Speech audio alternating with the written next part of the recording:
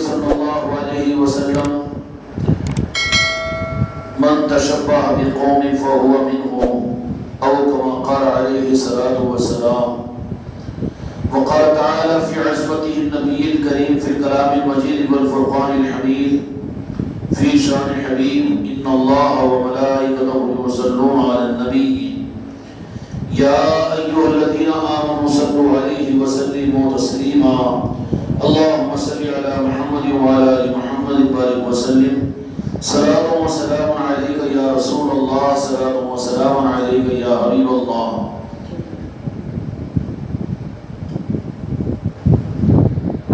قابل قدر معزز سامعین اکرام،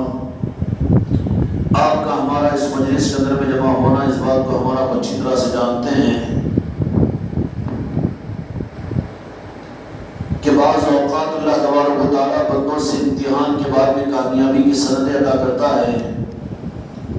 لیکن بعض اوقات اللہ تبارک و تعالیٰ کی بارگاہ سے جو نوازشیں پڑ جاتی ہے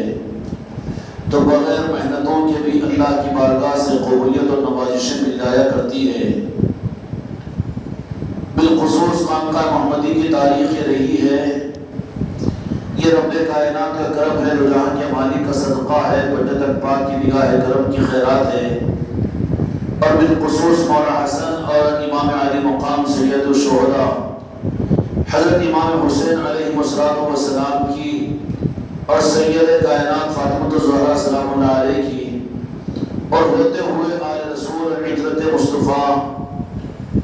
اور یہ اکرام کی عطا و نوازشوں کا یہ صدقہ ہے کہ اس خانقاہ کی پہلی بنیاد سے یہاں پر ان محافلوں کا انعقاد عمل میں آیا، اور آج 12 سال ہو چکے ہیں کہ اس خانقاہ کے وجود میں آنے کے بعد ہر سال ہر محرم الحرام کے اندر میں محرم کی پہلی تاریخ سے لے کر 10 تاریخ تک یعنی شہادت کے دن تک مستقل یہاں پر محفلیں ہوا کرتی تھی، اور یوم شہادت کو 10ویں محرم الحرام کو یہاں پر ایک مرکزی مجلس منعقد ہوتی تھی، اور 10ویں محرم الحرام کو بھی یہاں پر مختلف نظام بھی چلتے تھے، اور عاشقین حسین اپنے اپنے علاقوں سے نکل کر خرامہ خانقاہ محمدی کے اندر میں یاد حسین کے لیے تشریف لایا کرتے تھے، اور عاشقین حسین عشق کی پیاس کے بجھانے کے لیے محرم الحرام کے مہینے کے آتے ہی خانقاہ محمدی کی طرف میں اپنے رخ کیا کرتے تھے. ایسا محسوس ہوتا تھا کہ محرم کا مہینہ آتے ہی عشق کی پیاس وابستگان خانقاہ محمدی کے اندر میں بڑھ جاتی ہے، تو جیسے پیاسا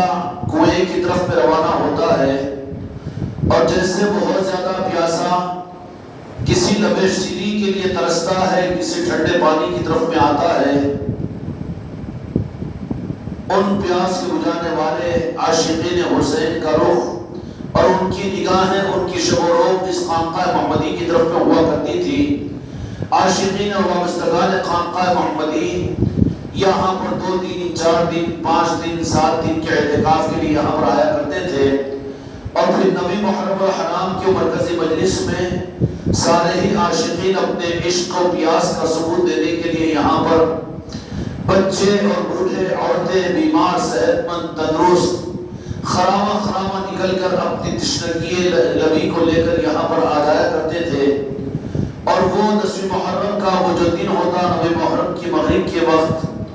یہاں پر پھر وہ نشان مبارک استعادہ کیا جاتا تھا، اور 9 محرم کے دن مغرب کی نماز کے بعد بھی یاد حسین کی محفل منعقد ہوتی تھی، لنگر عام بھی ہوتا، اور اسی کے ساتھ پھر 10ویں محرم کو بھی کچھ اعمال باقی رہتے، ان اعمال کے اندر میں مصروف ہوتے، اور پھر شہادت کے وہ دن گزار کر پھر مغرب کی نماز کے بعد میں لنگر سے فارغ ہو کر یہ قافلے اپنے اپنے علاقوں کو روانہ ہو جاتے تھے. یہ 10-12 سال کی تاریخ اس خانقاہ محمدی کے اندر میں رہی ہے، لیکن آپ لوگوں کو تعجب اس بات پر ہوگا کہ اس سال ایسا نہیں ہوا، کچھ اور ہوا ہے. ایسا نہیں ہوا، کچھ اور ہوا ہے. جو کچھ ہوا اس کا اظہار اگر اپنے بچوں کے سامنے میں اپنے وابستگان خانقاہ محمدی مرید اور مریدان اور خلفاء کی خدمت میں عرض کر دو تو بات میں سمجھنے میں آسانی ہو جائے گی۔ تم لوگوں نے اپنے پیاس کے بجھانے کے لیے تشنہ لبی کے ساتھ میں قطروں کو ترستے ہوئے خانقاہ محمدی کی طرف میں تم سفر کرتے تھے۔ 10-12 سال کی پیاس کے بجھانے کے لیے تمہارا خانقاہوں کی طرف میں آنا اور ان معصوم بچوں کا اس خانقاہ پر آنا اور عورتوں اور مرد حضرات کا، مریدین و متوسلین کا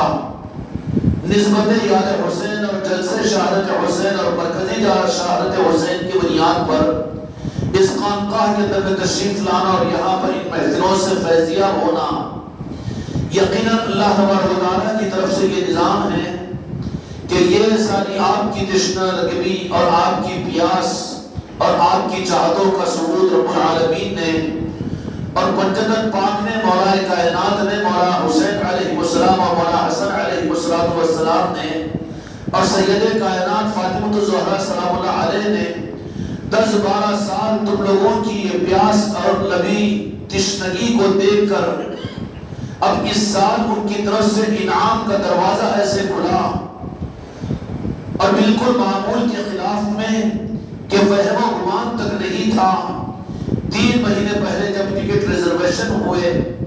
اور وہ بھی ہمارے علاقے کے قریب ہفتے اقلیم کے مالک حضرت سیدنا تاج الدین اولیاء کی بارگاہ میں ہماری حاضری اور وہاں پر اس بات کا اعلان کہ محرم الحرام کے مہینے میں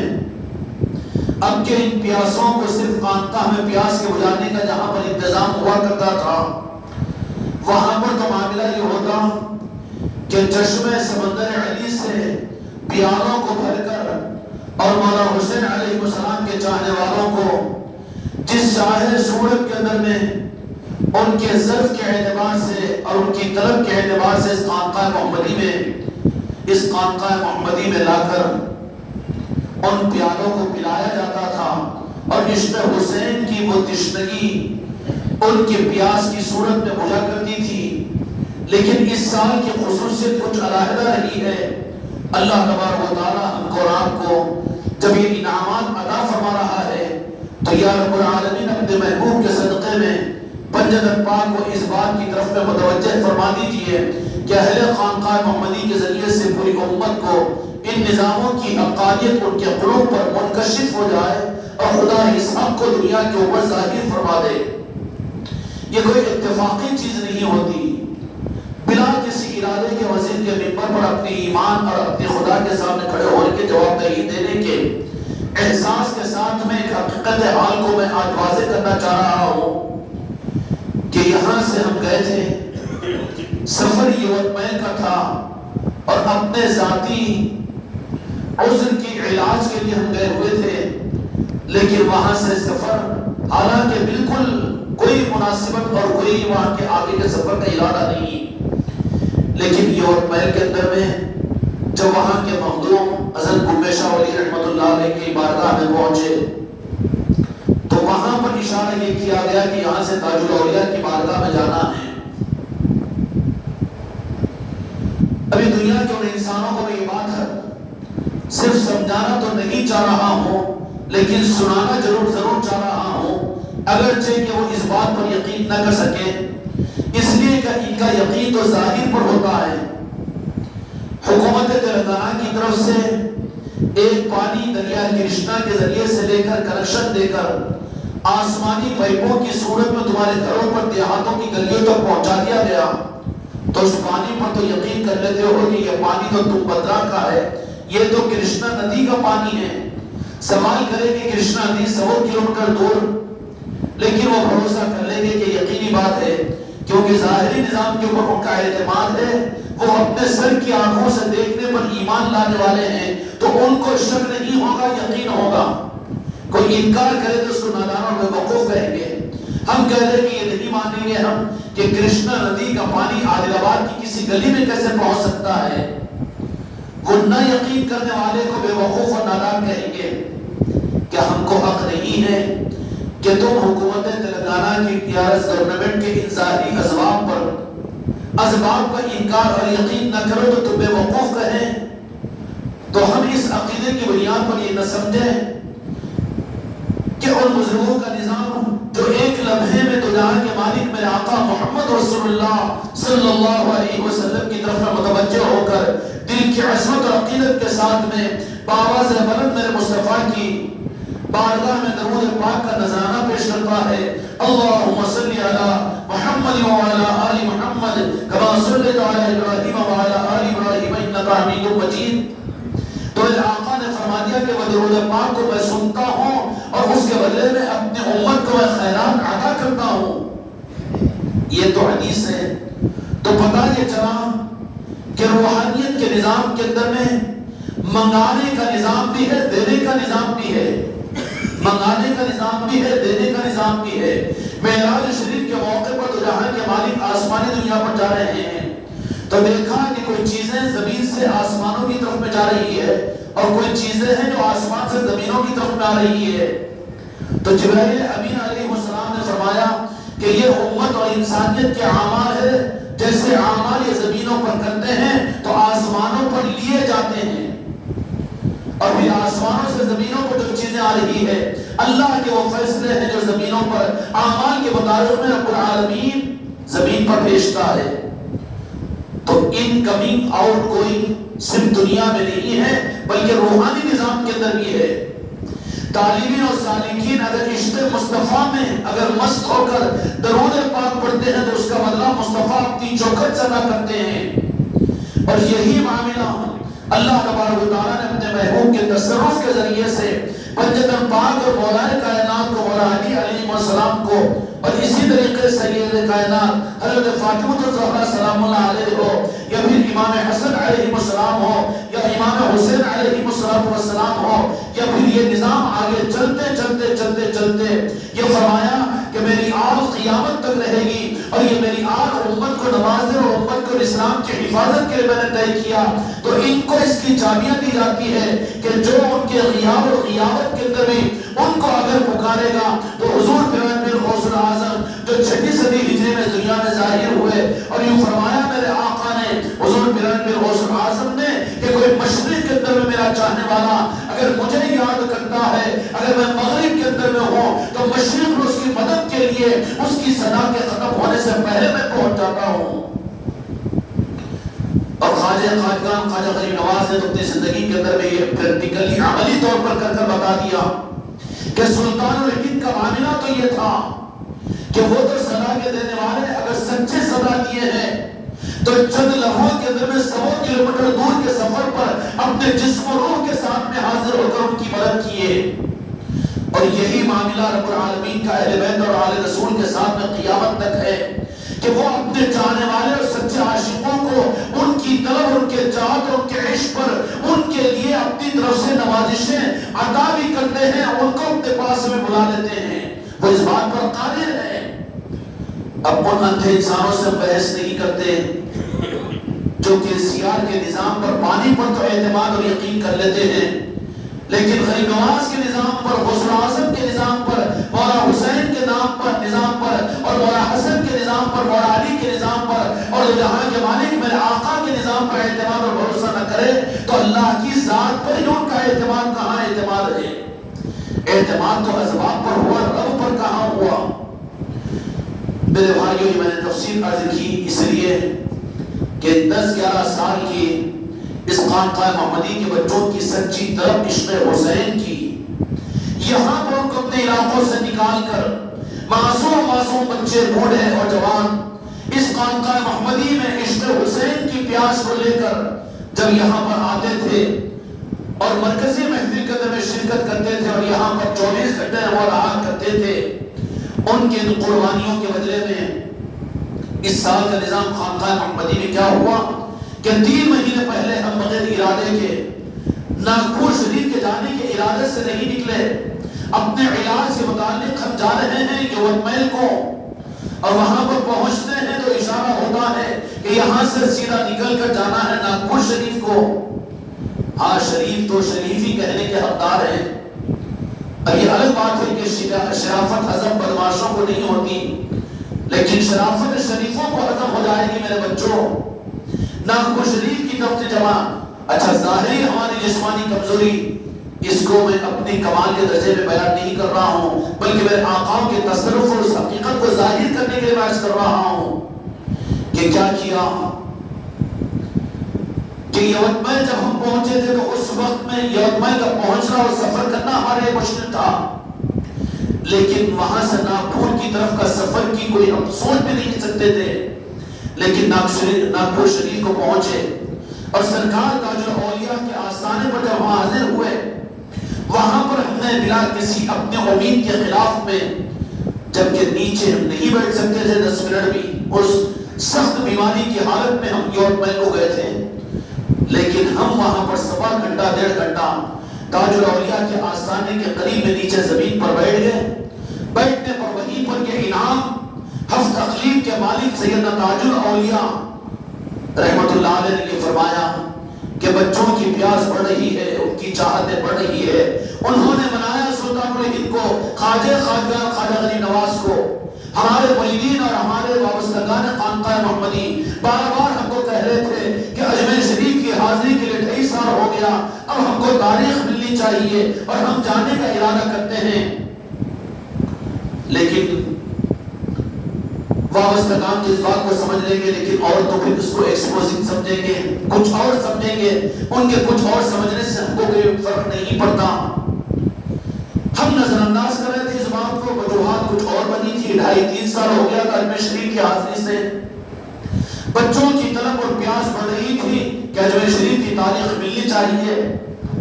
ہم کہہ رہے تھے کہ ہم خود نہیں بلکہ جانا جس طریقے سے ہوتا ہے وابستگان خانقاہ محمدی کا اس طریقے سے جائیں گے، جانے کا نظام کچھ الگ ہے یہاں کا، یہاں کے جانے کا نظام اور یہاں کے نظام کچھ اور ہوا کرتے ہیں، انتظار کرتے رہو۔ واللہ اللہ حاضر و ناظر ہے، ممبر پر بیٹھ کر یہ بات عرض کر رہا ہوں کہ جب وہاں ناگپور شریف میں ہم بیٹھے تو وہاں پر انہی اوقات کے اندر میں جو کچھ بھی معاملہ ہوا، کیونکہ کوڈ ورڈ تو کوڈ ورڈ ہوتے ہیں، جاننے والے نظاموں کو جانتے ہیں، سیکریٹ نظام سیکریٹ ہوتا ہے،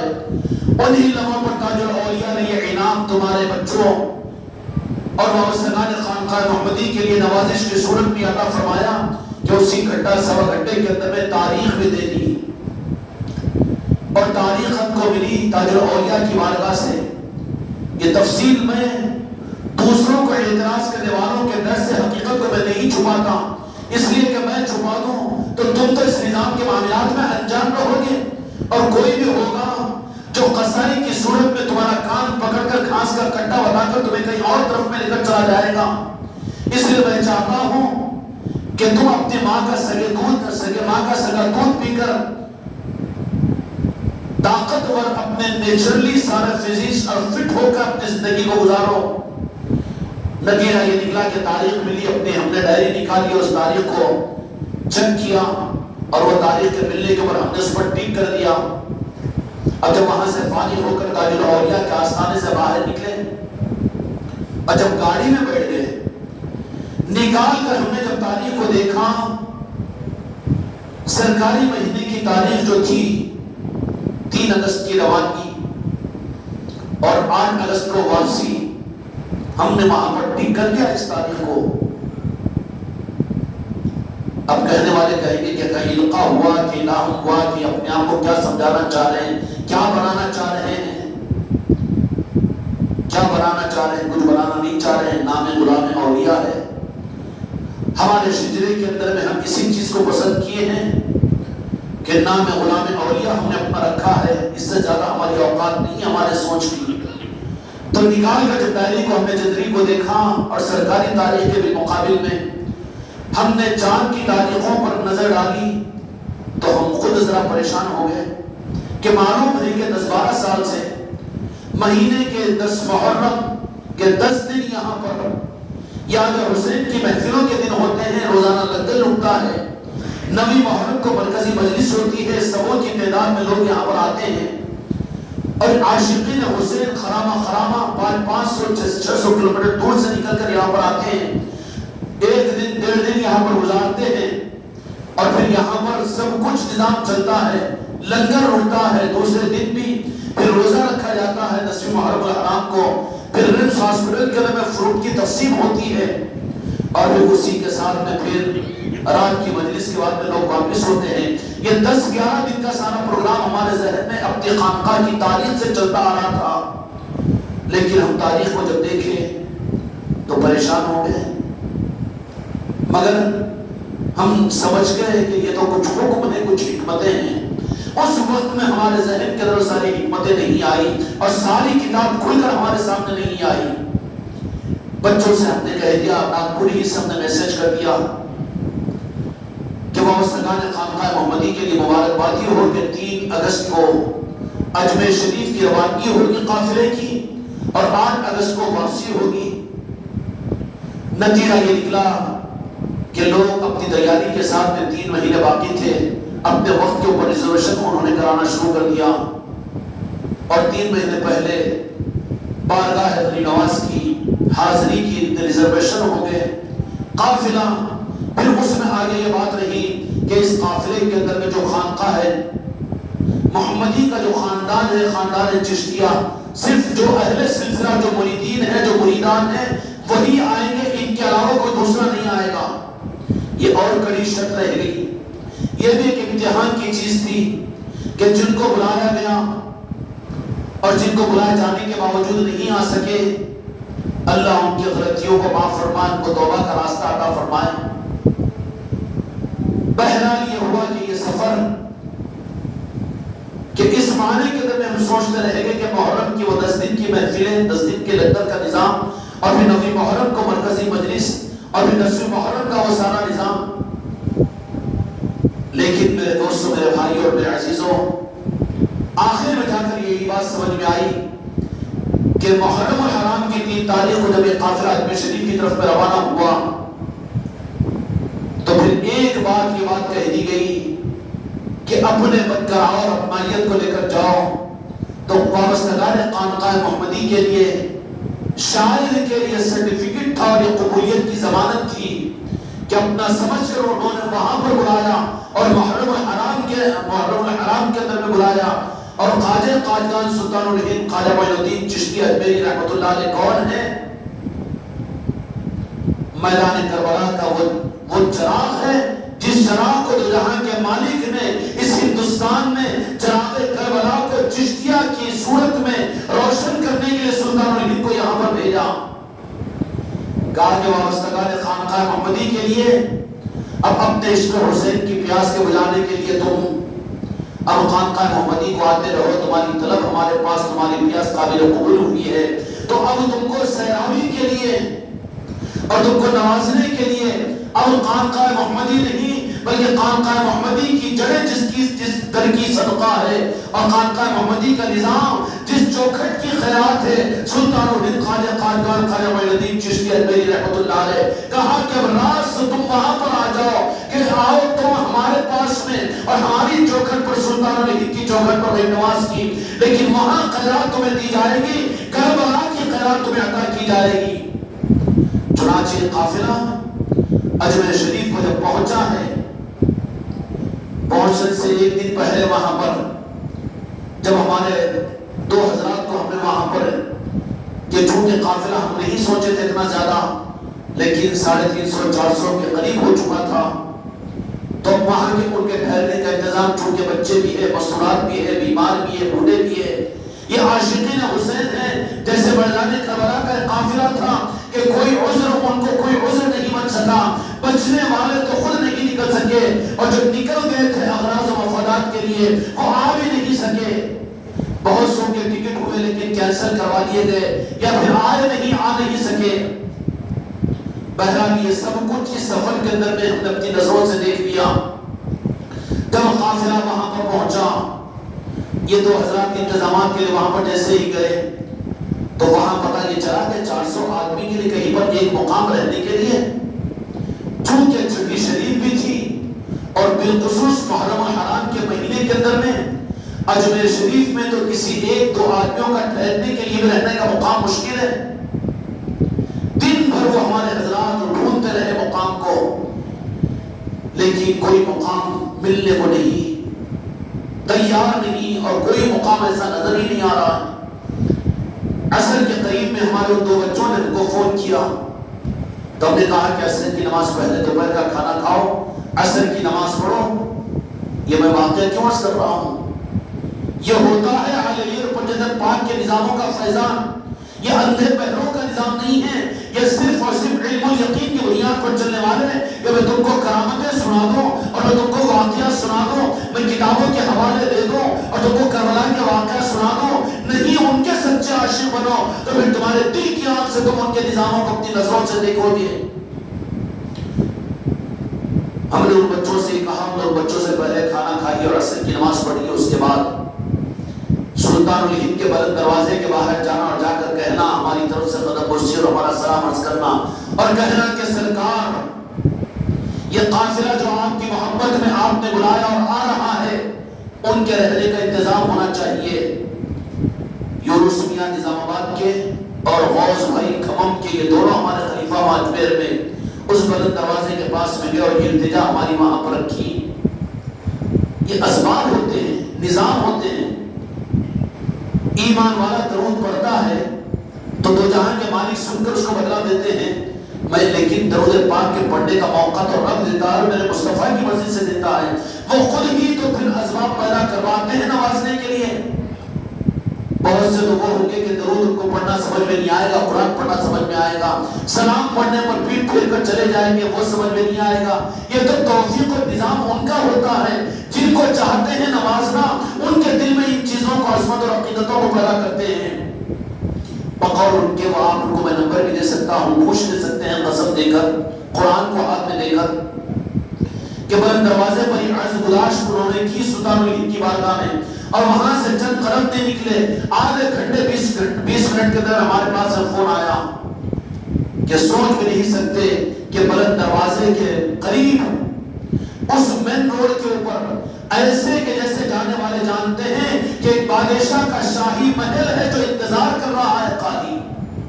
جبکہ دور دور کے 10-20 کلومیٹر کے دور کے اجمیر کے وہ گیسٹ ہاؤس اور وہ چھوٹے چھوٹے کمرے جو بنائے ہوئے تھے، وہاں پر بھی جگہ کی کوئی گنجائش نہیں تھی، اور ایک آدمی کو وہاں پر ان دنوں میں ٹھہرنے کے لیے ایک دن میں ایک چھوٹے کمرے کا کرایہ 2,000 روپے 1,800 روپے تھا، وہ بھی فاصلوں پر جو گیسٹ ہاؤس تھے۔ جب میرے سلطان الہند کی کرامت کو میں لوگوں کے سامنے ظاہر نہ کروں جو اس زمانے میں خانقاہ محمدی کے قافلے کے ساتھ میں ظاہر فرمائی، جو چھپاؤں گا میں حق کو نہیں چھپاؤں گا۔ بالکل بلند دروازے کے سامنے مین گیٹ پر ایسے کہ جیسے بادشاہ کا محل تیار کیا ہوا انتظار کر رہا ہے، تھا کہ نہیں تھا؟ کس طرح سے؟ اور اس پر بھی میرے غریب نواز نے بتا دیا،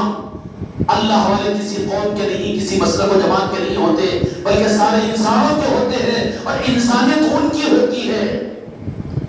وہ بادشاہ کا محل کی طرح سے محل آپ سن کر اور تعجب ہو جائیں گے کہ کسی قادم کا، کسی مسلمان کا، اور کسی مسلمان کا نہیں تھا، بلکہ پارسی جو قوم ہوتی ہے وہ کون سی قوم ہے پتہ نہیں، جاہل لوگ جو مسلمانوں کے ساتھ میں نفرت کرتے ہیں۔ یہ تجربہ تو اس وقت ہوا کہ 2 دن گزرنے کے بعد میں وہاں کے جو رکھوالے تھے، چوکیدار، انہوں نے کہا کہ ایک بات ہم کو سمجھ میں نہیں آئی کہ ہمارا اونر جو ہے وہ یہ گیسٹ ہاؤس آپ لوگوں کے حوالے کیسا کیا، ہماری پوری زندگی میں آپ کو سمجھ میں نہیں آیا۔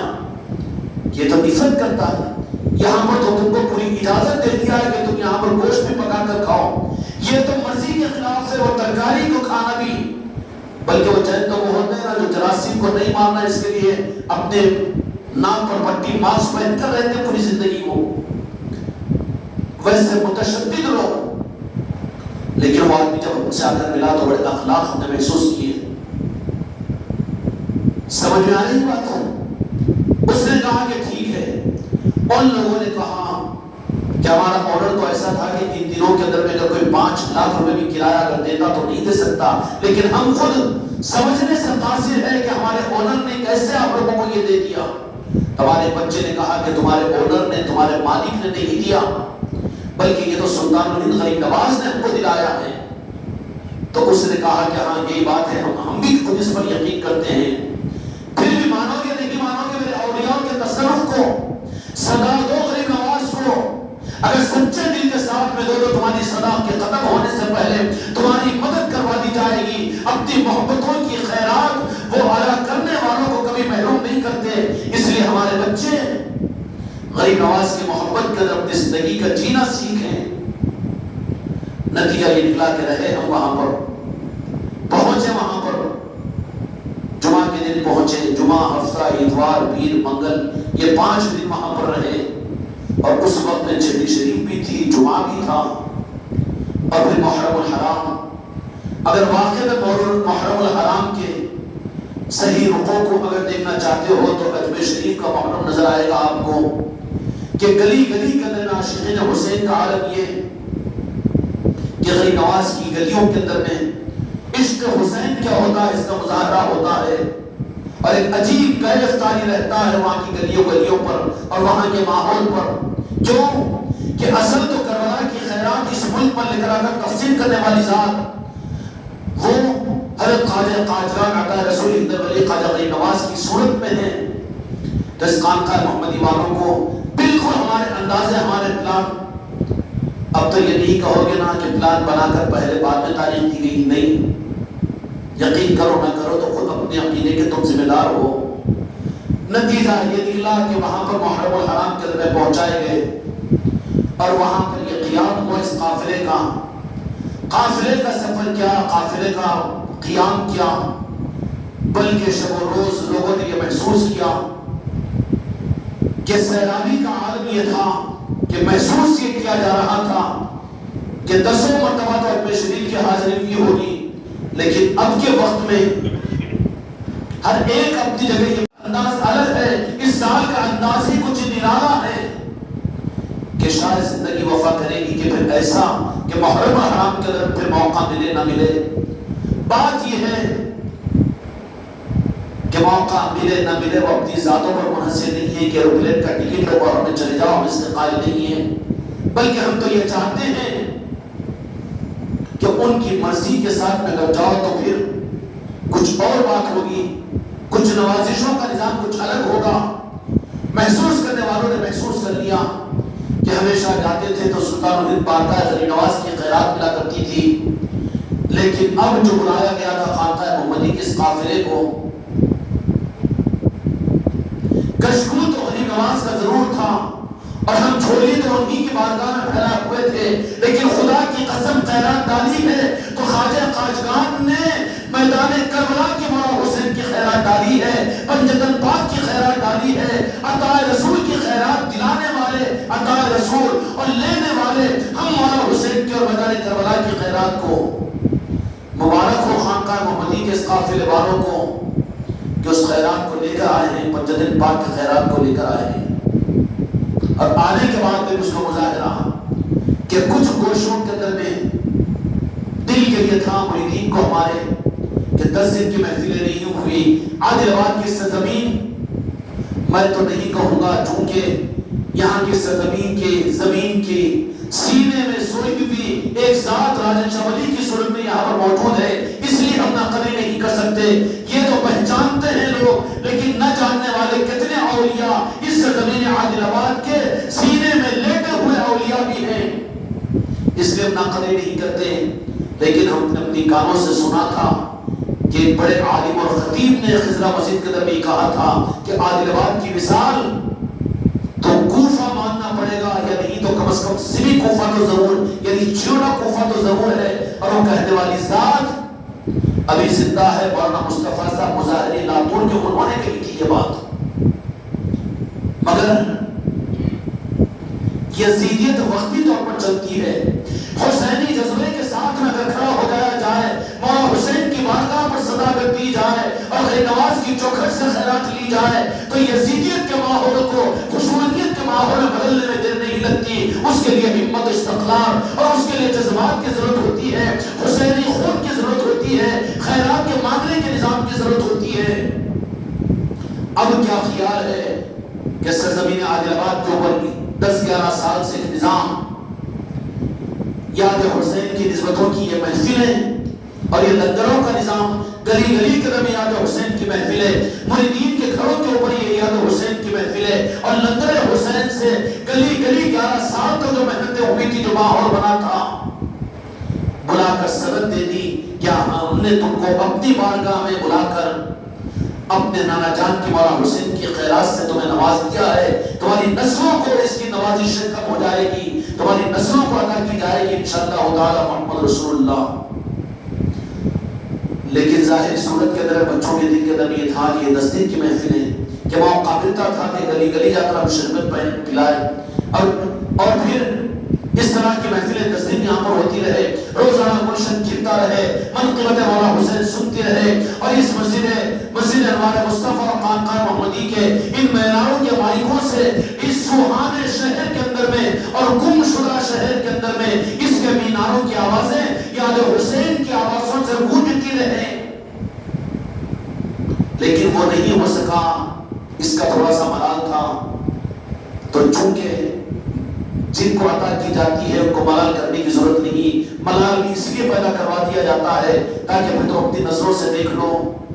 قافلہ واپس آیا اور اس تمنا کو بھی، اس تشنگی کو بھی دور کرنے کے لیے کیا انتظام کیا کہ مقصد ہمارا یہی تھا، خدا کی قسم خانقاہ محمدی کا پہچان کروانا نہیں ہے اور کوئی اور چیز نہیں ہے. ہم یہ چاہتے ہیں کہ جو نظام امت کو قیامت تک حق پر جمائے رکھے گا اور سرزمین عادل آباد کا اسلام اور سرزمین عادل آباد کا ایمان اور سرزمین عادل آباد کے عقائد تمہارے اور میرے اور تمہارا اور میرے عقیدے ابتر جو بچے ہوئے ہیں وہ کتابوں سے نہیں، مسلکوں سے نہیں، جماعتوں سے نہیں، بلکہ صرف اور صرف مولا حسین کی محبت کی وجہ سے بچے ہوئے تھے.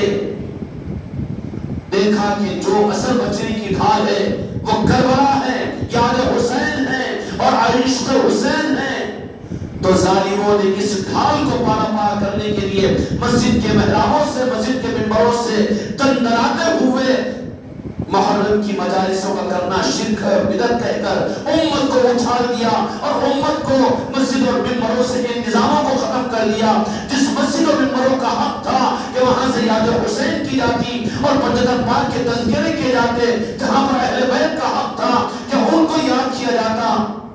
اب ان منبروں اور محرابوں کے ذریعے سے ان کی یاد کے بجائے قبضے دار آ کر یزیدی نظام کو پھیلائے ہیں کہ اب حسین کی یاد کو بدعت قرار دیا جا رہا ہے، پنجتن پاک کی یاد کو شیعہ اور ریاضیت قرار دیا جا رہا ہے، اور پھر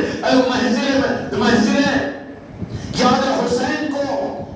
یہ بدعت قرار دیا جا رہا ہے. کیا ہو رہا ہے مسجد اور منبروں سے اور محرابوں سے کہ جو تھا اس کو ہٹا دیا گیا اور جو نہیں تھا اس کا قبضہ کروا دیا گیا. یہاں پر کھڑے ہو کر اپنی کارگزاری تو سناتا ہے اور اپنے قابلین کی بات تو کرتا ہے، اپنے علماء کی جنگ آزادی کے بیانات تو کرتا ہے، یہاں پر اپنے اپنے مسلکوں کے بیانات تو کرتا ہے، لیکن جن کا حق تھا مسجد و محرابوں کا، آل علی اور اولاد علی اور پنجتن پاک کا، جو دین کے نظر سے حق کو کھینچا گیا، سب سے پہلی یہ ترکیب کی گئی. معلوم ہے آپ کو تاریخ اسلام میں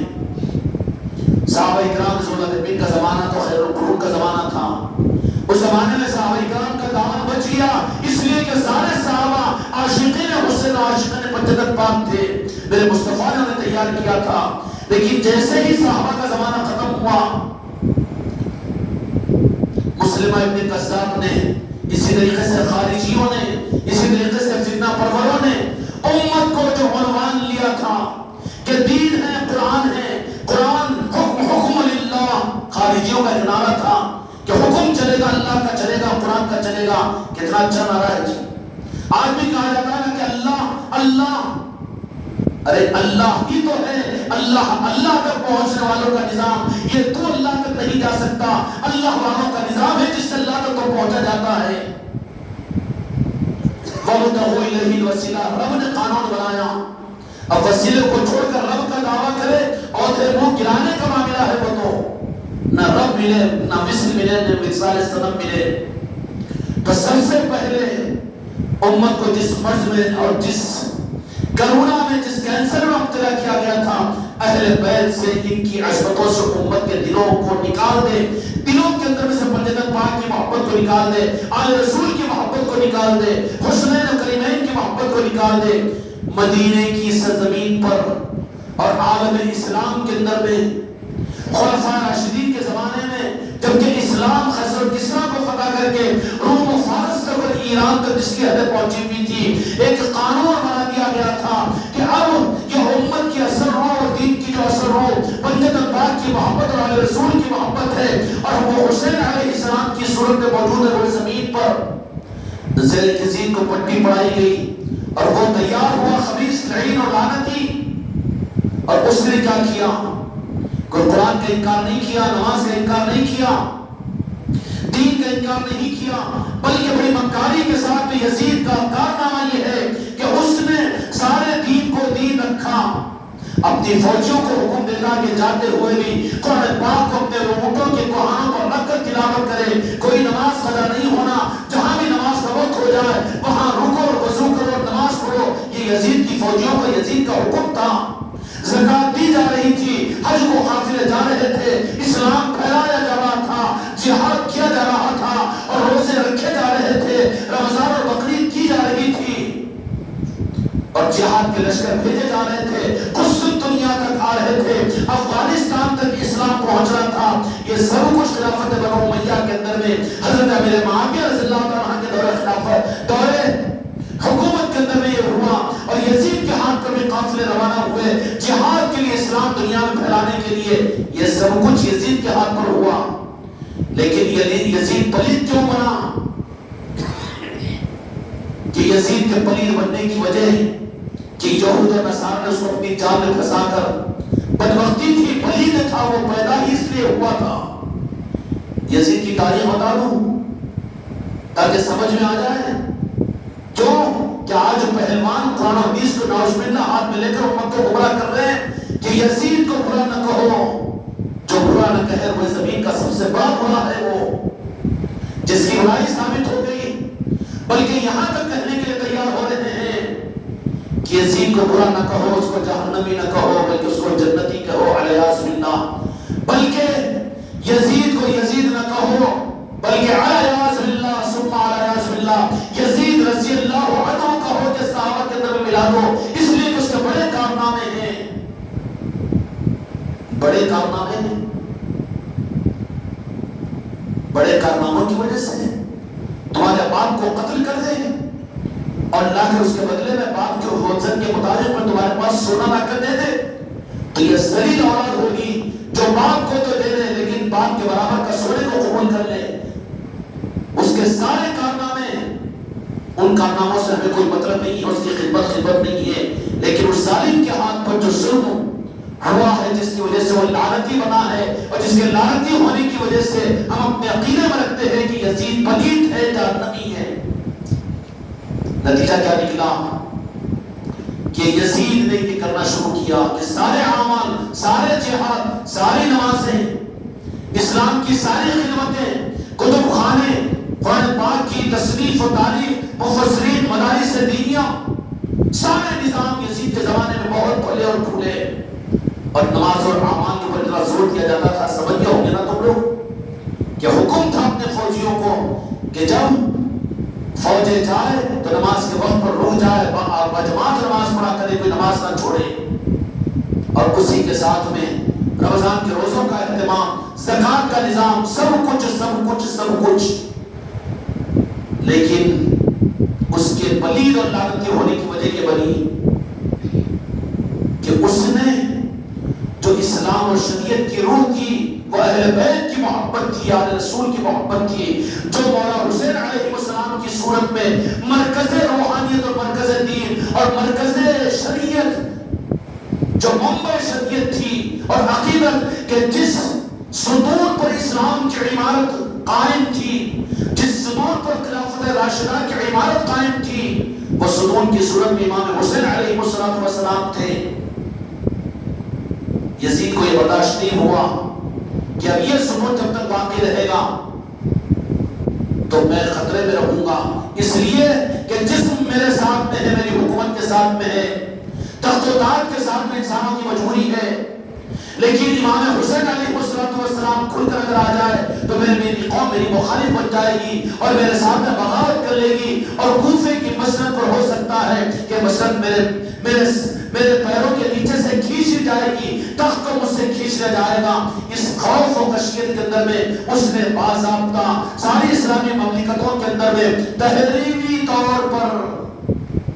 آج بھی تحریریں موجود ہیں یزید کی کہ کیا کہ مسجد کے ممبروں کے خطیبوں کو اس بات کا جو سرکاری تنخواہ لیا کرتے تھے، اللہ تعالیٰ اس زمانے کی ان کرائے کے خطیبوں سے امت کی حفاظت فرمائیں، ان فتنوں سے حفاظت فرمائیں۔ سنتے ہو کہ ابھی فتنہ اس درجے پر نہیں پہنچا لیکن خطرہ ہے، یا مولا علی جلدی سے اس خطرے سے فتنے سے امت کو بچا لیجیے کہ سعودیہ میں کوئی خطیب، عالم اور فقیہ اور مفتی اپنی مرضی کی تقریر نہیں کر سکتا، بلکہ حکومت کی طرف سے پرچی آتی ہے، وہی پرچی کا بیان کرے گا، اس سے آگے پیچھے کوئی ہوگا تو ممبر سے اس کو جیل میں پہنچا دیا جاتا ہے۔ وہی تو سنت ہے یزیدیوں کی۔ یزید نے قانون بنا دیا سارے اسلامی مملکتوں کے اندر میں کہ ہر جمعہ کا خطبہ وہ تو اس سے آگے کیا ہوا تھا، ابھی وہ اس درجے پر نہیں پہنچے، اس لیے ہم قدر کرتے ہیں سعودی حکمرانوں کی اس معنی میں، ابھی اس یزیدیت کے اس مقام پر نہیں پہنچے۔ وہابیت اور نجدیت اتنا کھل کر سامنے نہیں آئی جو یزیدیت کی صورت میں۔ یزیدیت آج کے زمانے میں نجدیت اور وہابیت کی صورت کو لیے ہوئے ہیں، لیکن ذرا چھپے ہوئے یہ دوست ہیں، چھپے ہوئے لوگ ہیں، روح کو ڈھالے ہوئے ہیں، کچھ روح کو ڈھالے ہوئے ہیں، لیکن بچنے کی ضرورت ہے، ورنہ فتنے کو اگر فتنہ قرار دے کر اگر اس کا سدباب نہ کرو، ہم کو کیا کرنا ہے؟ ہم تو عاشقین رسول ہے، ہم تو عاشقین پنجتن پاک ہے، ہم اپنے اپنی مسجدوں سے مطلب ہے، ہم کو اپنی اپنی خانقاہوں سے مطلب ہے۔ نہیں، یزیدیت پھیلتی رہے، حسینیت کا اگر خون تمہاری نگوں کے اندر میں ہے تو حوصلے والے نہیں رہے گا۔ نکل جاؤ بازاروں میں، نکل جاؤ سڑکوں پر، نکل جاؤ گلیوں میں، نکل جاؤ دیہاتوں کے اندر میں، حسینیت کا پرچم لے کر انسانیت کو بتاؤ کہ یزیدیت کیا ہے، حسینیت کیا ہے۔ خدا کی قسم خانقاہ محمدی کی خدمت صرف یہی ہے۔ میرے بچوں، میرے مریدوں اور میرے خلیفوں، میرے مریدان، تمہاری ذمہ داری ہے کہ تم اپنے خون کے آخری قطرے تک اور زندگی کی آخری سانس تک تمہاری خانقاہ محمدی کا مقصد یزیدیت اور حسینیت کے فرق کو انسان کے سامنے ظاہر کرنا ہے۔ اگر اس کام میں تم شریک نہیں تو مقصد سے بہت دور ہو۔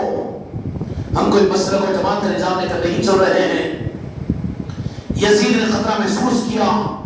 امام حسین علیہ السلام کی امامت کا، حالانکہ وہ تو امام تھے، اور امام کنہوں نے بنایا؟ قرآن مجید نے بنایا امام، آپ کو اللہ نے بنایا، میرے مصطفیٰ نے بنایا۔ کون تھے؟ حضرت حسین علیہ السلام۔ امام جو ہے نا، امامت کا مقام تو رب العالمین نے آپ کو عطا فرمایا، اور کب عطا فرمایا؟ 4000 برس پہلے جب کعبۃ اللہ کو تعمیر کیا حضرت ابراہیم علیہ السلام نے، تعمیر مکمل ہوئی، ابراہیم علیہ السلام کی دعا کہ اللہ اس پر، اللہ نے کہا کہ اچھا کیا تم نے کعبۃ اللہ کی تعمیر، اب جو مانگو ہم دینے کو تیار ہیں۔ تو ابراہیم علیہ السلام نے کہا کہ یا اللہ اگر دینے کے مڑ کو ہو تو اس کعبۃ اللہ پر عبادتوں کے نظام کو قائم کر، پھل والی روزی یہاں پر عطا فرما۔ قرآن پاک میں ساری دعائیں موجود ہیں۔ اس کے بعد نے کہا کیا اور مانگو ابراہیم، آج دینے کو ہم تیار ہیں۔ تو کہا کہ وہ تیرے آخری نبی ہے، نبی آخر الزمان حضرت محمد مصطفیٰ صلی اللہ علیہ وسلم، جن کا تذکرہ تو نے تورات کے اندر بھی فرما دیا، اور انجیل کے اندر بھی فرمایا، زبور کے اندر بھی فرمایا، آدم علیہ السلام کے صحیفوں میں فرمایا، جن کے لیے تو نے کائنات کو بنایا، اس ذات مقدس کو میری آل میں پیدا فرما۔ تو اللہ نے کہا کہ ہاں ہم نے وعدہ کر لیا کہ ہمارے آخری نبی و آخر الزمان صلی اللہ علیہ وسلم تمہاری آل میں، آل ابراہیم کے اندر میں، اللہم صلی علی ابراہیم وعلی آل ابراہیم، یہ ہے درود شریف۔ آل ابراہیم سے مراد کہ درود کیوں؟ کہ میرے آقا کی وجہ سے ابراہیم پر بھی درود ہے، ابراہیم پر درود نہیں، میرے آقا کی وجہ سے ابراہیم علیہ السلام پر درود ہے۔ ابراہیم علیہ السلام کا مقام اپنی جگہ کہ میرے آقا نے یہ بات فرما دی کہ وہ میرے جد ہے، میرے باپ ہے، یقیناً ہمارے آقا کے باپ ہے، لیکن ہم کیا جانے، ہم تو جانتے ہیں ہمارے آقا کو۔ انہوں نے کہا ابراہیم تو ابراہیم، موسیٰ تو موسیٰ، عیسیٰ تو عیسیٰ، قرآن تو قرآن، اللہ تو اللہ، جنت تو جنت، جہنم تو جہنم۔ اس کے علاوہ ہم نے تم نے کچھ جاننے کا حق ہے؟ ابراہیم علیہ السلام کہتا رہا خدا کو موج، کہا کہ تم نے مانگا ہے کہ آخری نبی کو آپ کی آل میں پیدا فرما، تو چلو یہ دیتے ہیں، یہ تو ہم نے تم کو مزدوری دی، لیکن اے ابراہیم ہم تم کو انعام بھی دینا چاہتے ہیں۔ تو ابراہیم علیہ السلام نے کعبۃ اللہ کی کچی تعمیر کے سامنے کہا کہ انعام کیا ہوگا؟ یہ انعام کعبۃ اللہ پر 4000 برس پہلے حضرت ابراہیم علیہ السلام کو مزدوری میں نہیں انعام کے درجے پر جو دیا، وہ انعام جو تھا نبی آخر الزمان کو عالم میں دیا ابراہیم علیہ السلام کو، کہا کہ تم نے تو اتنا مانگا تھا ہم نے دے دیا، لیکن سن لو ابراہیم، ہم تم کو انعام کے طور پر دیتے ہیں کہ نبی آخر الزمان بھی تمہاری آل میں ہوں گے، نبوت بھی تمہاری آل میں ہوگی اور امامت بھی تمہارے آل میں ہوگی، امامت بھی تمہاری آل میں ہوگی۔ ابراہیم علیہ السلام سے لے کر مولا کائنات تک کوئی امام نبی کے بدل میں کوئی پیدا نہیں ہوا تھا، امامت کا یہ منصب قائم تھا۔ تو جہاں کے مالک نبی آخر الزمان لا نبی بعدی انا خاتم النبیین کا اعلان فرما کر نبوت کے اختتام کا اعلان فرمایا، اب اس منصب نبوت کے سارے برکات و خیرات کو تو جہاں کے مالک کے صدقے میں مقام نبوت کی ساری خیرات کو مقام امامت پر فائز فرما دیا۔ من کنت مولا ہو فہذا علی مولا، اب یہ امامت کا مرکز تھا جن کو مولا بنا دیا گیا، اب امت کا امام بنا دیا گیا۔ سمجھ میں آئی بات؟ امامت اللہ نے عطا کی ہے، قرآن مجید نے عطا کی ہے، ابراہیم علیہ السلام کو انعام کے درجے میں عطا فرمائی، کہا کہ تم نے نبوت مانگی ہم نے نبوت دے دی، نبی آخر الزمان بھی تمہاری آل میں پیدا ہوں گے، تشریف لائیں گے، لیکن اس کے ساتھ میں ہم انعام جو عطا کرتے ہیں کہ امت کا امام بھی تمہاری آل کے اندر میں ہوگا، اور امامت اماموں کے امام، انبیاء کے امام، جہاں کے امام، کائنات کے امام، مادی کے مصطفیٰ ہے، میرے محبوب کی ذات ہے، لیکن امامت کی جو شان ہے جو انعام کے طور پر حضرت ابراہیم علیہ السلام کو ہوئی، اسلام کے ظہور سے پہلے،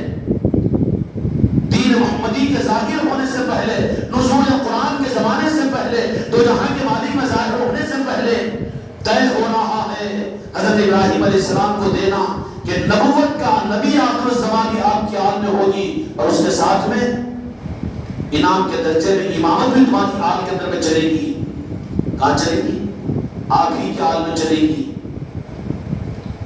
ہائے ہائے، چلے گی، آپ کی آل میں چلے گی۔ اب وہ امامت کہاں ہے؟ قرآن مجید میں سارے سورہ آل عمران ہے کہ نہیں؟ سورہ بقرہ جانتے ہو، سورہ آل عمران بھی ہے کہ نہیں؟ آل عمران، اس دنیا میں 3 عمران نام کے لوگ بڑے گزرے ہیں۔ ایک تو حضرت عمران علیہ السلام تھے،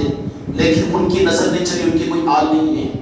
اور ایک عمران بادشاہ تھے، اس کی بھی کوئی نرینہ اولاد نہیں، نسل نہیں چلی۔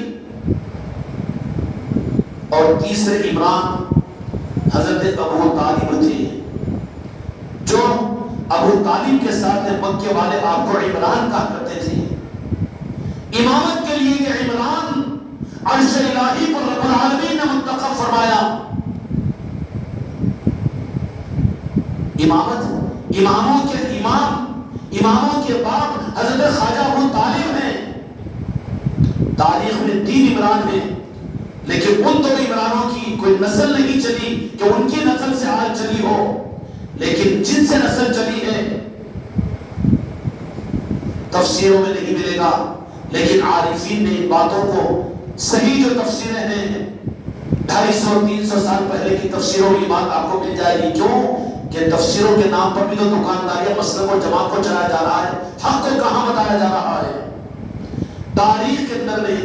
عمران کے جو تیسری شخصیت گزری ہے، تینوں کے علاوہ کوئی 4تھا عمران نام کے نہیں تھے، وہ حضرت خواجہ ابو طالب تھے۔ خواجہ ابو طالب تھے، اور آپ کی آل حضرت خواجہ ابو طالب، آپ کی آل میں مولا امام علی مقام علیہ السلام، اور آپ کی آل میں امام حسن علیہ السلام، اور آپ کے بھائی امام حسین علیہ السلام، اور آپ کے شہزادے امام زین العابدین۔ اب آگے امامت چلتی گئی، امام جعفر صادق، امام نقی، امام، اور اس طریقے سے اور امام 11 امام چلتے رہے۔ امامت کا سلسلہ یہ ہے آل عمران، جس کا قرآن پاک کی آیتیں صورتیں موجود ہیں۔ تو حسینی نظام یہ اصل میں تو قرآن کا نظام ہے، قرآن کی حفاظت کی ضمانت ہے حسینی نظام۔ یزید نے جب یہ محسوس کیا کہ اجالا رہتے ہوئے اندھیرے کے کام نہیں کر سکتے، تو نے کیا کیا کہ کسی عمل کو بدنام نہیں کیا، کسی عمل کو نہیں چھڑایا، ساری برائیاں اپنی جگہ، لیکن یزید ساری برائیاں تھی موجود، جو کہ جب بیمار ہوتا ہے آدمی تو ہر عضو کمزور پڑ جاتا ہے، ساری برائیاں اس کے اندر موجود تھی، لیکن سب سے بڑی برائی جو یزید کو پلید بنانے میں بنی وہ اہل بیت کی عداوت اور دشمنی، امام حسین علیہ السلام کی ذات کی عداوت۔ یہ عداوت جب اس کے اندر پیدا ہوئی تو یہ عداوت اس درجے پر پہنچی کہ وہ کوفہ کی گدی پر بیٹھ کر بادشاہت کو اختیار کرتے ہوئے سارے حاملین کے پاس میں، گورنروں کے پاس میں، اسلامی مملکتوں کے پاس میں اس نے والے نامہ خط بھیج دیا کہ تم کو ان ممبروں اور محرابوں سے کیا کرنا ہے کہ خطیب کو اس بات کا پابند کیا جائے، جس خطیب اور امام کے، جس عالم کی تنخواہ ہمارے بیت المال سے جاتی ہے اور ہماری اسلامی حکومت سے جاتی ہے، کہ ان کے ذمہ یہ ہے کہ وہ امام حسین علیہ السلام کو نعوذ باللہ گالیاں دے، مولا علی پر سب و شتم کرے، پنجتن پاک کی شان میں گستاخیاں کرے۔ آخر میں کوفے میں وہ دن بھی آئے کہ مولا علی کی شہادت کے بعد میں امام حسن اور امام حسین علیہ السلام مسجد میں نماز کو جمع کے لیے تشریف لے جاتے، کہا کہ معذور کر دیا گیا، جو اماموں کے امام ہیں ان کو امامت سے ہٹا دیا گیا، جو دینوں کے محافظ تھے ان کو دین کے نظاموں سے معذور کر دیا گیا، ان کے بارے میں کہہ دیا جایا کہ وہ دین کیا جانیں گے، وہ تو بدعت کر رہے ہیں، وہ تو گمراہ ہو گئے ہیں، اور وہ تو پنجتن پاک کہہ رہے ہیں، وہ تو رافضی اور شیعہ ہو گئے ہیں۔ یہ تاریخ رہی ہے، جو تاریخ کا جاننے والا اس پر تعجب نہیں کرے گا۔ جو حق کو حق والے دیتے تھے اب ان کو کیا کہا جانے لگا کہ ان ممبروں کے اوپر قبضہ کر کے قبضہ داروں نے، یزید نے کام کیا تھا کہ ان ممبروں کے حق کو طلب کر دیا جائے، جن ممبروں سے پنجتن پاک کی عظمتیں میرے مصطفیٰ نے بیان فرمائی تھی، جس ممبر کو مسجد نبوی میں بنا کر میرے آقا دو جہاں کے مالک نے امام حسن اور امام حسین کو اپنے گود میں اٹھا کر جماعت کے خطبے کو روک کر امت کو عملی طور پر امام حسین کی عظمتوں کو بتایا تھا، انہیں ممبروں کو تنخواہ دے کر یزید کے حکمرانوں نے پھر امام حسین اور امام حسن کی گستاخیوں پر تنخواہ دے کر اسلامی مملکتوں سے کہ کرو سب و شتم، کہ ان کی شان میں گستاخیاں کرو۔ اب بیچارے تنخواہوں کے غلام تو مجبور ہوتے ہیں، مسجد کے ممبروں سے، کوفے میں یہی بات، مدینے میں، مسجد نبوی کے اندر میں، حتیٰ کہ یزید کے ان سارے خرابیاں کہاں تک پہنچی معلوم ہے کہ صرف کوفے تک نہیں رہی، بلاد عرب تک نہیں رہی، ایران تک نہیں رہی، عراق تک نہیں رہی، قسم دنیا تک نہیں رہی، افغانستان تک نہیں رہی، بلکہ یہ چیز تو مدینے تک پہنچی ہے۔ عبید اللہ ابن زیاد مدینے کا گورنر، وہاں پر مدینے والوں کے سامنے یہ قانون بنا دیا گیا کہ مولا علی کی شان میں گستاخیاں کی جائے۔ صحابہ کرام بے چین ہو جاتے، روح کام جاتی،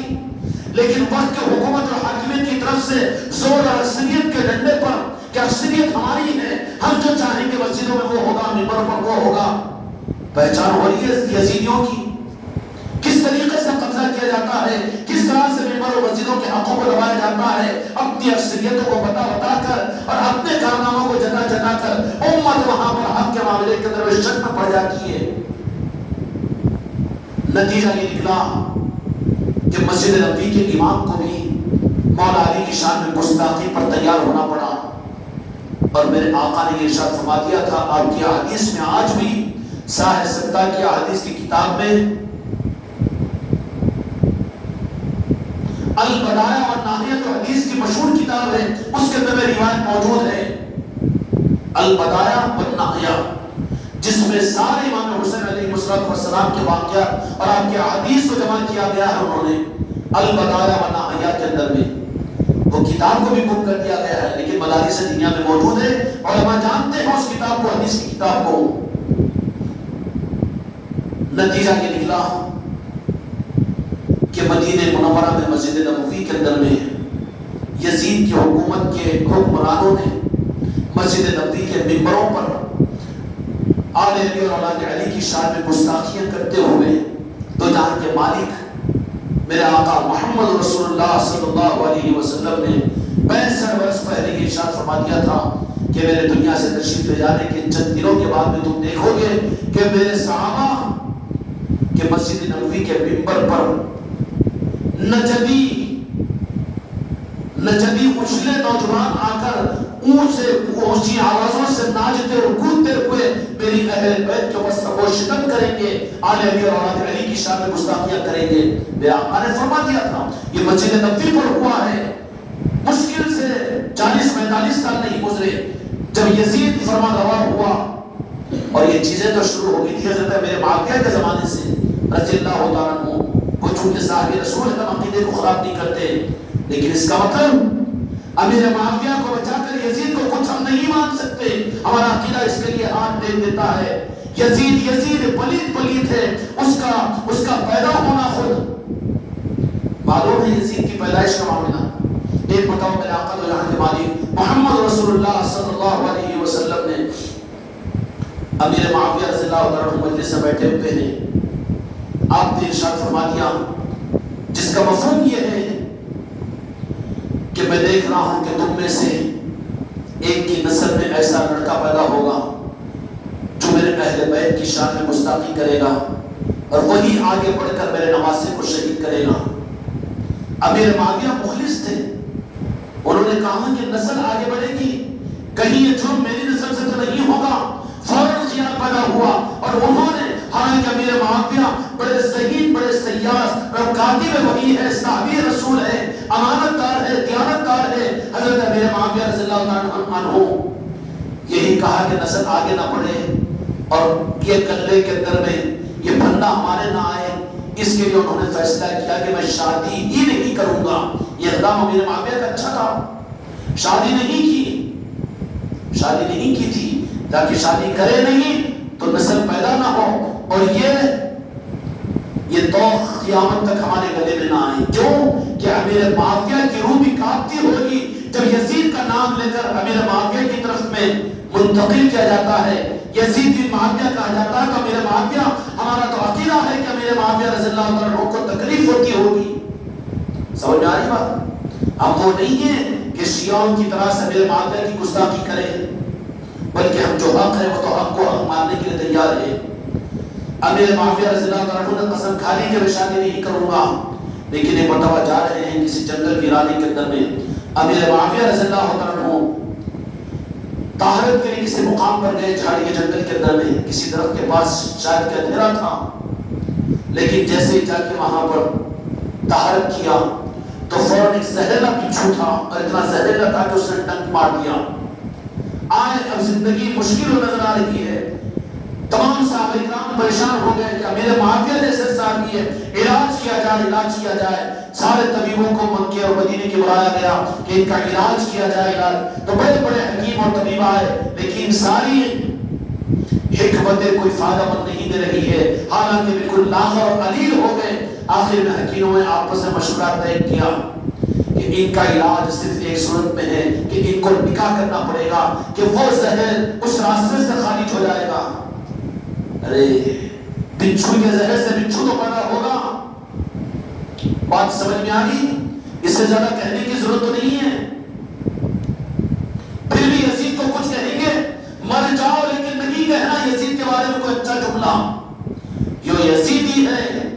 وہ تو بدبخت ہے، اگر اتنی محبت ہو تو تیری اولاد کا نام رکھ، یہ مشورہ دو اس کو۔ آپ بھی تو اپنے بیٹے کا نام یزید رکھیے نا، اس کا ایمان گوارا نہیں کرے گا، پھر لوگوں کو کیوں گمراہ کر رہا ہے؟ یزید سے کیا ہمدردی ہے، کیا رشتہ داری ہے تیری اس سے؟ یزید جہنمی نہیں ہے، بلکہ اپنے چاہنے والوں کو تجھے یزید کیا دے گا؟ کیا جنت دلائے گا؟ پھر یزید کو کیوں یاد کرتا ہے تو؟ اس کی طرفداری کس بنیاد پر؟ کیا مفاد ہے؟ کیا ایمان کی نسبت ہے، عقیدے کی نسبت ہے یزید کے ساتھ؟ یزید تو پلیت ہے، تو اپنی جہنمی ہونے کا ثبوت مت دے یزید کی تائید کر کے، یزید تو پلیت ہے۔ امیر معاویہ رضی اللہ عنہ صحابہ نے مشورہ دیا کہ نکاح کر لیجیے۔ کہا کہ نہیں، مجھے میرے آقا کی حدیث یاد ہے۔ تو کہا کہ اس کے بغیر زندگی کی کوئی یہ نہیں، آپ امانت ہیں، صحابی ہیں، آپ کیجیے۔ تو امیر معاویہ رضی اللہ عنہ نے نکاح کیا، اور اس نکاح سے جو پیدا ہوا اس کا نام یزید ہے۔ یزید اس لیے احتیاط والے یزید بن معاویہ نہیں کہتے، اس لیے کہ حضرت معاویہ کو تکلیف ہوگی۔ نافرمان بیٹا ہو تو باپ کہہ دیتا ہے تو میری اولاد نہیں ہے، میں تجھے اپنی اولاد ماننے کو تیار نہیں۔ امیر معاویہ کی کچہری میں جاؤ تو کہتے ہیں کہ ایسی اولاد نہ ہوتی تو اچھا ہوتا تھا. جو کچھ ہوا تاریخ کی اللہ تعالیٰ کا نظام تھا وہ. لیکن اس بیماری سے علاج کے لیے جو پیدا ہوا بچھو کی ڈنگ سے وہ یزید، اور اتنا زہریلا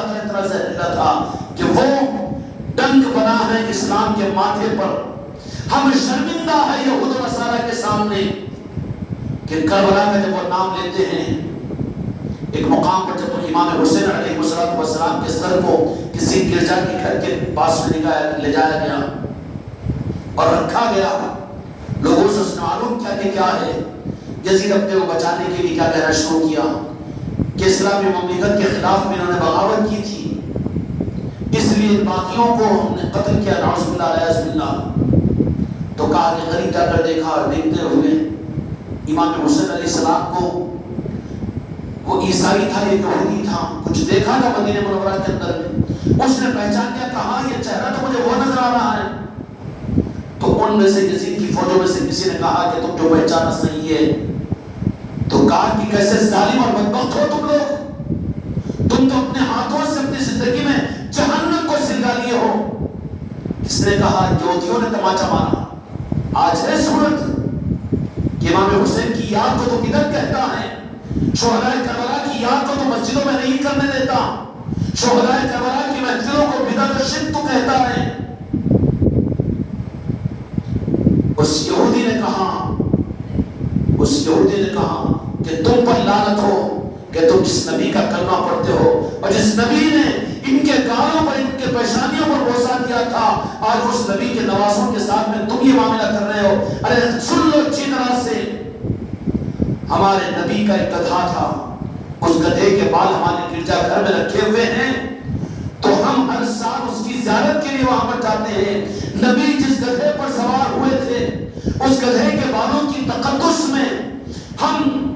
یہودی وہاں پر جاتے ہیں اس گھر کے پاس میں، اور اپنی دعا کو اس کا واسطہ اور وسیلہ دے کر مانگتے ہیں، اور پھر تبرک اور ان کی ہم زیارت کرتے ہیں. خانقاہ محمدی والوں، تم خوش نصیب ہو کہ اس خانقاہ کی چھت کے نیچے مولا حسین کی چادر بھی آتی ہے، آپ کا موئے مبارک بھی آتا ہے، جو عظمتوں کے ساتھ میں تم اس کو عظمت کے ساتھ میں تقدس کے ساتھ اس کی زیارت کرتے ہو. یہ دولت جو مولا حسین نے مجھ کو آپ کو اور اہل خانقاہ محمدی کو عطا فرمائی. کون عطا فرما رہے جی؟ مولا حسین تو عطا فرما رہے نا، ورنہ اوقات ہے تمہارے پیر کی، اوقات ہے کہ تمہارے نظاموں کی کہ اتنے مقدس تبرکات یہاں پر آ جائیں. یہ تو ان کی عطائیں ہیں. اس یہودی نے تماچا مارا، کیا کہا کہ افسوس کہ ہم تو گدھے کے بال کو جو ہمارے نبی کی جس پر سواری کیے تھے ہم اس کی تعظیم کرتے ہیں، اور تم کیسے لوگ ہو کہ تم اپنی زندگی میں جہنم کو تیار کر چکے ہو کہ تم اس نبی کے نواسے کو شہید کرتی ہو. لیکن بدبختوں کو جب مہر لگ جاتی ہے تو کچھ حق سمجھ میں نہیں آتا. نتیجہ یہ نکلا کہ بس اس سے لان و تان کرتے ہوئے اور پھر اس یزید کو گالیاں دیتے ہوئے آگے بڑھ گیا. کہا کہ اس پر قتل کر دیے جائیں گے تو قتل ہونے کو تیار ہے. لیکن کیسی قوم ہو تم؟ وہ اس وقت میں نہیں تھا. میرے بھائی میں بھی شرمندہ ہوا ہوں اپنی زندگی میں 2-4 مرتبہ. غیر مسلم حضرات آ کر رویانی میں جانتے ہیں امام حسین کے چاہنے والے غیر مسلم، دیہاتوں میں غیر مسلم امام حسین علیہ السلام کے چاہنے والے. ہم پیپل کوٹی میں یاد حسین کی محفل گزشتہ جب کیے وہاں پر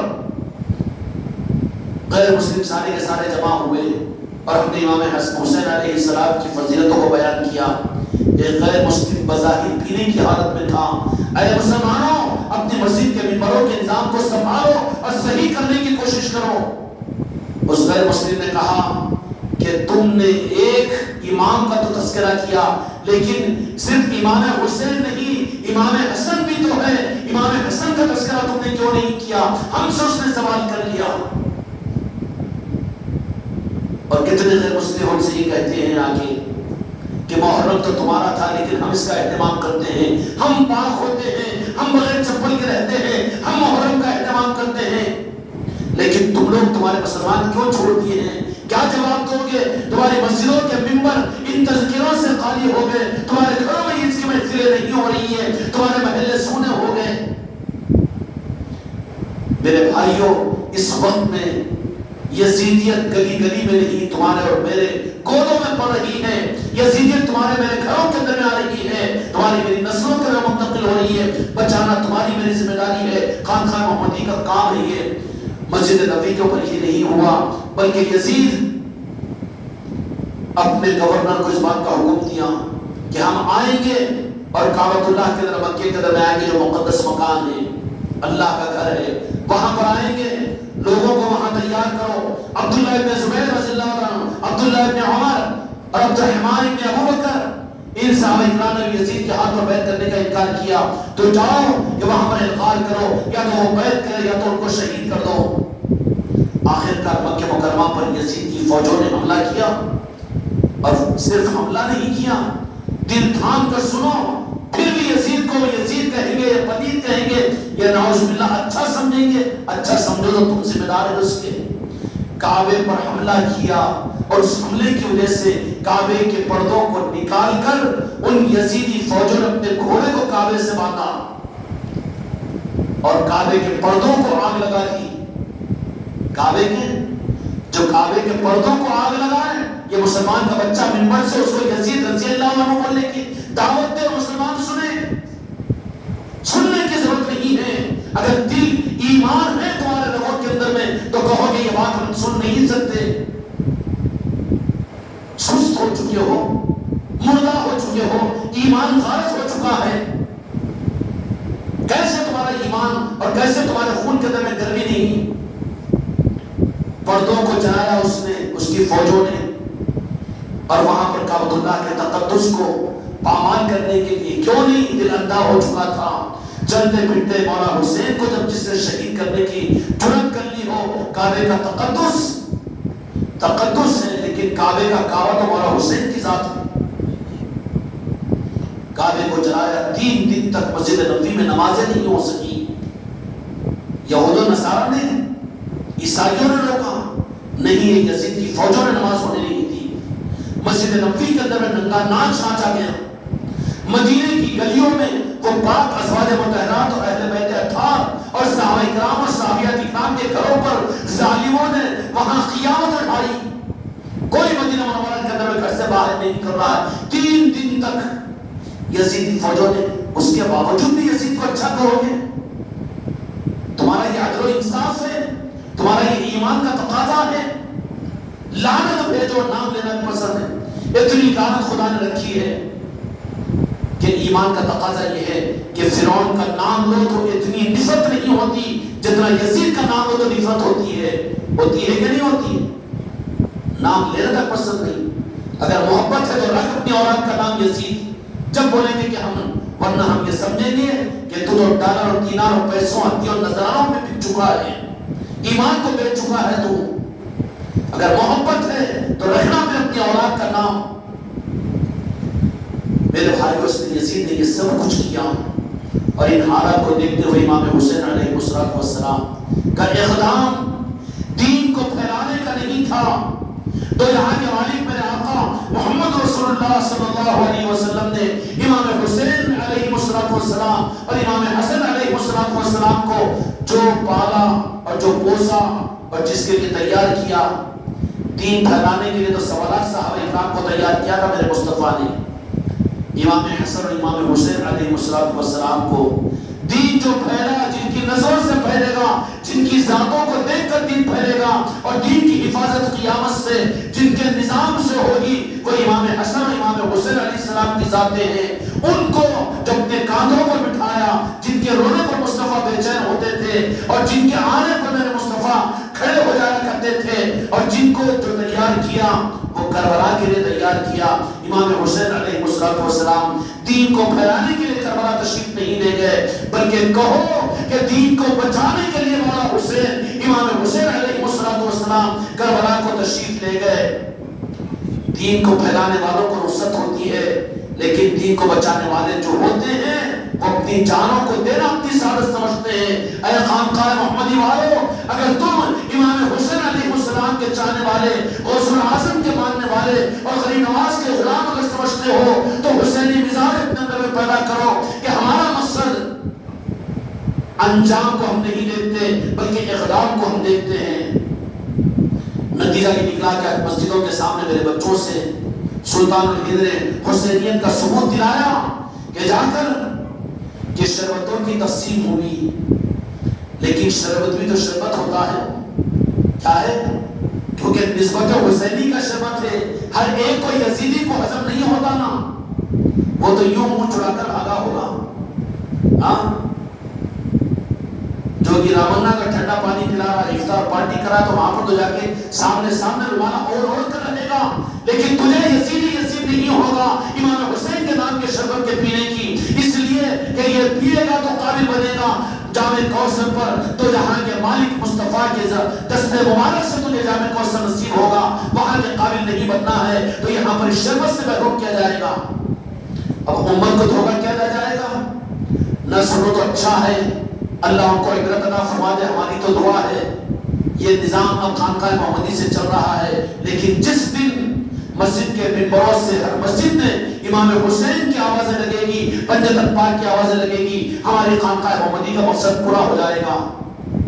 ہم کو بھی نظام کے چلانے کی ضرورت نہیں، ہمارا مقصود تو یہ ہے کوئی نیا نظام، کوئی مسلک، کوئی جماعت اور کوئی سلسلہ، کوئی خانقاہ کا تعارف کرانا ہمارا مقصود نہیں ہے، بلکہ ہمارا مقصود کیا ہے؟ سرزمین عادل آباد کے مسلمانوں، آج سے صرف 25-26 سال پہلے تمہاری مسجدوں کے محرابوں سے یاد حسین کی محفلیں ہوتی تھی، اور 10 دن یاد حسین کیا جاتا تھا، اور بڑے بڑے اسٹیج پر لگا کر مولانا مصطفیٰ مظاہری آ کر شہادت حسین کا بیان کرتے، مولانا صادق آ کر یہاں بیان کرتے، اور کتنے علماء کو بنا کر گلی گلی امام حسین اور شہادت حسین کے جلسے ہوتے تھے کہ نہیں ہوتے تھے، لیکن تمہیں کیا روگ اٹھ گیا، اور کون سی یہودیوں نے تمہیں دوا کھلا دی، اور کنہوں نے تمہیں سن کر دیا کہ وہ یاد حسین کے جلسے دیوبندی علماء میں آ کر کرتے تھے، ان جلسوں کو بھی تم نے بند کر دیا، تمہارے مدرسوں کے جلسے بند نہیں ہوئے، تمہارے اجتماع بند نہیں ہوئے، تمہاری محفلیں اور تمہاری مجلسیں بند نہیں ہوئی۔ اگر بند کروایا ہے یہودیوں نے تو تم کو تمہاری مسجدوں سے، جو جی کرانتی نگر میں ہوتے تھے جلسے، ہوتے تھے کہ نہیں؟ یاد حسین کے جلسے اب نہیں ہو رہا، خانہ پور میں ہوتے تھے نہیں ہوتے تھے، بڑکے والے میں ہوتے تھے نہیں ہوتے تھے، اس جامع مسجد کے اندر میں 10 دن روزانہ عصر سے لے کر مغرب تک یاد حسین کی محفلیں ہوتی تھی، اور بڑھ کے محلے کے اندر میں بڑی سواری کے بغلے کے سامنے مولانا عاقل حسانی آ کر یاد حسین کی محفلیں کرتے تھے، رکشہ کالونی میں ہوتے تھے، خانہ پور میں ہوتے تھے، لیکن کون سا صاف سون گیا؟ سب بھول گئے۔ ارے ان کی چکروں میں تم بھی بھول گئے ہو ظالموں، تم نے کیسی سی کہ میدان ان کے حوالے کر دیا، تم کو اپنی غیرت یاد نہیں ہے، تم اپنے گھروں سکون کے ساتھ میں سو رہے ہو، محرم کا پورا مہینہ چلے جائے، لیکن کیا ہو گیا کہ اپنے آپ کو ہم سنی کہنے والے، خانقاہ والے کہنے والے، اور اپنے آپ کو امام حسین کے چاہنے والے، لیکن کوئی صرف اور کوئی تقاضا نہیں، محلے سنے پڑے ہوئے ہیں، کیا شکایت کریں ان سے ہم، جبکہ جو اپنے آپ کو عاشقین حسین کہتے ہیں سن پڑے ہوئے ہیں، کہیں پر کوئی رمق نہیں ملتی۔ میرے بھائیوں، انشاءاللہ کل بھی یہاں پر محفل ہوگی، مغرب سے عشاء تک محفل ہوگی، تم کو ماحول کو دیکھنا نہیں ہے، قیامت تک حسینیت اور یزیدیت کا نظام چلتا رہے گا۔ حسینیت کو اپنی ذات میں بھی پہچاننا ہے، اپنی اولاد میں بھی پہچاننا ہے، اپنے خاندان میں پہچاننا ہے، اپنے محلے میں پہچاننا ہے، جہاد کرنا نہیں ہے، لیکن یزیدیت سے دور کرنا، اخلاق سے، حکمت سے، مصلحت سے یزیدیت کو نکالو، اور حسینی جراثیم کو اور حسینی کمالات کو دیکھو، گلے سے لگاؤ، ہر کلمہ کو خدا کی قسم قابل تعظیم ہے۔ امت بری نہیں ہے، امت تو جہاں کے مالک کی امت ہے، آج بھی ان کے اندر عشق حسین موجود ہے، آج بھی، مگر ان ممبروں سے کیا سمجھا دیا جاتا ہے؟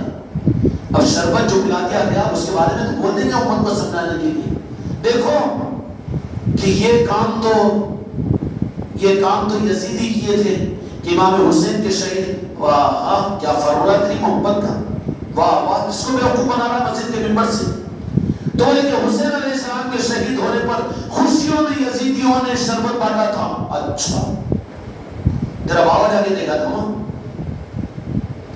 ارے ہم یزیدی نہیں ہیں، اس بات کا ثبوت دے رہے ہیں، یزیدی وہ تھے جو میدان کربلا کے پیاسوں کو پانی نہیں دیا، ہم تو وہ ہیں جو پیاسوں کو پانی کیا بلکہ شربت پلانا چاہتے ہیں۔ رخ کو پلٹا دے دینا پتے کو۔ اس لیے میرے مریدوں اپنے گھر کے سامنے شربت تقسیم کرو، اپنے محلے میں تقسیم کرو، پیکے میں بنا بنا کر ان کو پلاؤ۔ یہی تمہارے شربتوں کا پلانا کل کو میرے مولا حسین کی محبت ان کے دلوں میں پیدا ہوگی۔ آج تم پلاؤ، کل کو وہ بھی پلانے والے بنے۔ جب امت اس پر آ جائے گی، مولا حسین کی نگاہ اس امت کو مل جائے گی اور مولا حسین اپنے نانا جان سے ان کی شفاعت کروا دیں گے، ان کی نجات ہو جائے گی، ورنہ نجات کا کوئی ذریعہ نہیں ہوگا۔ یہ شربت نہیں ہے، یاد حسین کی محفل، یاد حسین کی محفلیں نہیں ہے، بلکہ یزیدیت کے خلاف میں حسینیت کا جہاد ہے۔ اس جہاد اور خانقاہ محمدی والے کو، ہر سپاہی کو اپنی جان و مال کے ساتھ کھڑے ہونا ہے۔ ایک لیٹر دودھ کے شربت بناؤ، ایسوں کو پلانے کی کوشش کرو کہ جو تم سے پوچھے کہ یہ شربت کیوں؟ ارے یہ تو یزیدیوں کی پہچان ہے نا جی، کہ ان کی شہادت پر وہ شیر کو تقسیم کیے تھے۔ ارے شیر کے بچہ کہاں ہے؟ ادھر ہو کر شیر کی باتیں کر رہا ہے۔ ہم تو اپنی پہچان دے رہے ہیں کہ یزیدیوں کی پہچان کہ وہ پانی بھی نہ دے، اور ہم وہ ہیں کہ ان کی یاد میں ہم شیر اور شربت پلا رہے ہیں۔ ہم یزیدی نہیں ہیں، مولا حسین کی بارگاہ میں ہم یہ کہہ رہے ہیں کہ تم کو یزیدیوں نے پانی سے روکا، اور ہم وہ ہیں مولا حسین تمہارے نام پر شربت پلا رہے ہیں۔ شربت کا پلانا حسینیت کا اظہار ہے، اور شربت کا نہ روکنا اور ممبروں سے اس کو بدعت اور غلط کہنا یہ یزیدیت کی پہچان ہے۔ اس لیے باتوں میں مت آؤ، بلکہ جو کرنا ہے امام حسین علیہ السلام کی نسبت کے اوپر وہ کر گزرو۔ اپنے گھروں میں اپنی ذات سے محفلیں کرو، مجلسیں کرو، اپنے علاقوں میں محفلیں رکھاؤ، اور اگر ہو ہمت ہو تو پھر خانقاہ محمدی تمہارے لیے تیار ہے کہ تمہارے کھانے پینے کے نظام کی ہم متمنی نہیں ہے، بلکہ تم مجلسیں رکھو اپنے محلوں کے اندر میں، تم اپنے گھروں کے اندر میں، یا تو حسین کی محفلیں، لوگوں کو جوڑو، اپنوں کو برادر وطن کو جوڑو، اور وہاں جوڑ کر یا تو حسین کی محفل تمہارے گھر میں ہوگی۔ میدان کربلا کے شہید کربلا اپنی نگاہ تمہارے گھر پر ڈالیں گے کہ میرے چاہنے والے 15ویں صدی کے اندر میں خانقاہ محمدی کی نسبت والے میرے نام کی مجلسیں اپنے گھروں میں کر رہے ہیں۔ مسجدوں میں جس کو بدعت اور شرک قرار دیا جا رہا ہے، وہ اپنے گھر کے دروازوں کو کھول کر میرے نام کی مجلسیں، وہ مولا حسین کی نگاہیں ملے گی کہ نہیں ملے گی؟ اس لیے میرے بچوں کل بھی یہاں پر محفل ہوگی، کل مغرب کی نماز سے پہلے تشریف لائیے۔ اتوار کے دن مرکزی مجلس ہوگی۔ سلطان الہند نے اس قافلے کو اپنی بارگاہ میں بلایا، اور بلا کر کہا کہ کربلا کی خیرات تمہاری جھولیوں میں ڈالی گئی ہے۔ امید ہے، مجھے یقین ہے میرے سلطان الہند کی اس عطا پر، نوازش کے اوپر، کہ جن کو یہ خیرات ملی ہے اس خیرات کو اگر سنبھال کر رکھو تو یہ اتنی بڑی عظیم دولت ہے، اتنی بڑی عظیم نعمت ہے، نوازش ہے کہ تمہاری 7 پشتوں تک یزیدیت تمہاری نسلوں کے قریب نہیں آ سکتی۔ اللہ تعالیٰ اس نظام کو آگے بڑھانے والے سپاہیوں نے مجھ کو آپ کو شامل فرمائے۔ بحق لا الہ الا اللہ۔